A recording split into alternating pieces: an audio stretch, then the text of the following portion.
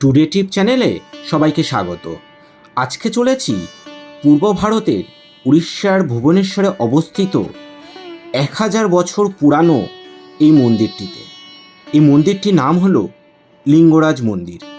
শুরুতেই বলে নিই এখানে কিভাবে পৌঁছাবেন। এখানে পৌঁছানো খুবই সহজ। ভুবনেশ্বর থেকে পুরীগামী যে কোনো এক্সপ্রেস ট্রেন ধরে লিঙ্গরাজ টেম্পল রোডে নেমে যেতে পারেন এবং সেখান থেকে অটোতে করে পৌঁছে যেতে পারেন মন্দিরে, অথবা বাস বা অটোতে করে ডাইরেক্ট ভুবনেশ্বর থেকেও আপনি পৌঁছে যেতে পারেন এই মন্দিরে। দূরত্ব মাত্র 5 কিলোমিটার। লিঙ্গরাজ শব্দের আক্ষরিক অর্থ লিঙ্গের রাজা। হিন্দু মতে শিবের প্রতিরূপ।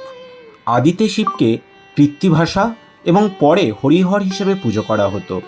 তাকে ভুবনেশ্বরও বলা হয়, যার অর্থ হল স্বর্গ, মর্ত্য ও শূন্যলোকের অধিপতি। তার সঙ্গিনীকে বলা হয় ভুবনেশ্বরী। সকাল 6টা থেকে রাত্রি 9টা অবধি খোলা থাকে এই মন্দিরটি, তবে ভোগ নিবেদনের সময়টাতে মন্দিরটা বন্ধ থাকে। মন্দিরটির পিছনে রয়েছে ইতিহাস। লিঙ্গরাজ মন্দির ভুবনেশ্বরের সব থেকে বড় মন্দির।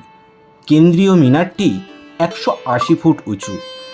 মন্দিরটি হল কলিঙ্গ স্থাপত্যের একটি নিদর্শন। ধারণা করা হয়ে থাকে মন্দিরটি সোমবংশীয় রাজত্বকালে নির্মিত। মন্দিরটি বর্তমানে মন্দির ট্রাস্ট বোর্ড এবং আর্কিওলজিক্যাল সার্ভে অফ ইন্ডিয়ার অধীনে পরিচালিত হয়। প্রতিদিন গড়ে 6000 দর্শনার্থী মন্দিরটিতে দেখতে আসেন এবং উৎসবের মরশুমে লক্ষাধিক ভ্রমণার্থী আসে এই মন্দিরে। মন্দিরের পিছনের ইতিহাস মন্দিরটিকে আরও বিশেষ করে তুলেছে। হিন্দু কিংবদন্তি অনুসারে একটি ভূগর্ভস্থ নদী লিঙ্গরাজ মন্দিরের নিচ দিয়ে প্রবাহিত হয়ে বিন্দু সাগরে এসে পড়েছে। বিশ্বাস করা হয়ে থাকে এর জল দৈহিক ও আত্মিক অসুস্থতা দূর করার ক্ষমতা রাখে। পুকুরের জলকে পবিত্র জ্ঞান করা হয় এবং উৎসবের মরশুমে তীর্থযাত্রীরা এই পুকুরে পবিত্র স্নান করে থাকে। সবথেকে গুরুত্বপূর্ণ বিষয় হল মন্দিরের প্রধান দেবতা লিঙ্গরাজকে শিব এবং বিষ্ণু উভয় হিসেবেই পুজো করা হয়। হিন্দু ধর্মের দুটি ধারা, শৈব ধর্ম এবং বৈষ্ণব ধর্মের মিলন ঘটেছে এই মন্দিরে, যেখানে বিষ্ণু ও শিবের মিলিত রূপ হরিহরকে পূজা করা হয়। প্রতি বছর রথযাত্রার সময় একটি রথে দেবতাকে রামেশ্বর দেউল মন্দিরে নিয়ে যাওয়া হয় এবং সঙ্গ দেয় হাজারো ভক্ত। এই মন্দিরের প্রধান উৎসব হচ্ছে শিবরাত্রি, যা কিনা ফাল্গুন মাসে হয়ে থাকে এবং এই সময়ে কয়েক লক্ষ পুণ্যার্থী আসে এই মন্দিরে।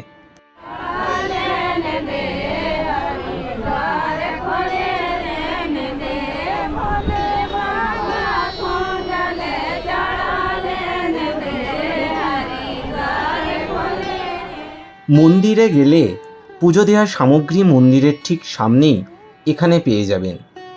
কিছু জিনিস মাথায় রেখে যাবেন, যেমন মন্দিরে ক্যামেরা, মোবাইল, জুতো, কোনো পোষ্য অ্যালাউ নয় এবং এখানে মন্দিরের পাশেই মোবাইল রাখার সমস্ত জায়গা এখানে আছে, যেখানে কোনো পয়সা দিতে হয় না।